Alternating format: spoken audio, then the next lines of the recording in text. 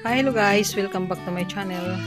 So guys, nandito naman ulit kami sa Ilaya para ayusin yung CR dahil wala pong CR yan. Dito po kami magpapahinga pansamantala habang kami ay nagpapagaling. So buhay probinsya po tayo talaga ngayon guys.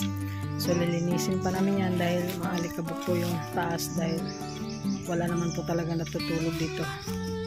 Pahingahan lang po pumunta dito sa Kirin. Kararating lang namin dito guys. Masakit yung bagang ko kasi super init talaga.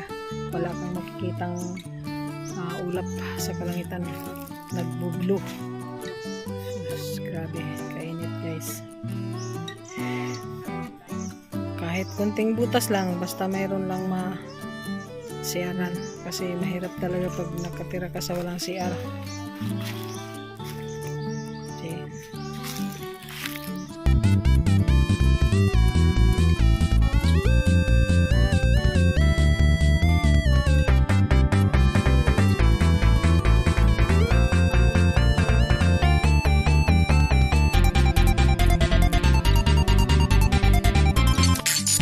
Ni Marta dito guys, no?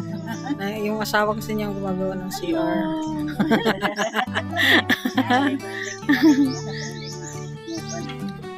Ayan, naumpisa na.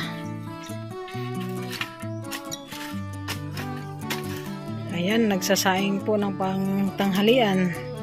So, ganyan ang buhay namin dito sa probinsya guys. So, ayan yung lababo. Ayan yung lamisa. May kunting sounds. May kuryente. Dito po yung pinto, bali lalagyan po ng pinto dyan para doon papunta sa CR. Ito yung hagdanan papunta sa taas, so lilinisin pa po yan. Ay, hello ka, mahiyain. O lilinisin pa natin to. Iya. Ayan, so marami pang dumi. Okay. Iya, oops.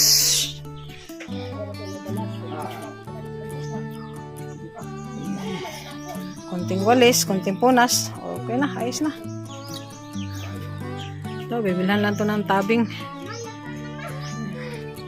Ayan.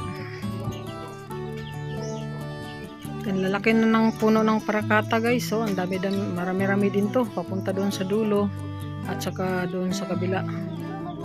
So, kung sinong may gustong bibilin itong mga puno na to, ito po yung ginagawa ng posporo. Lapis, papel, ito pong puno na itong parakata. Malalaki na yan. Yan nilalagay yung ibang kambing. Dito sa kabila.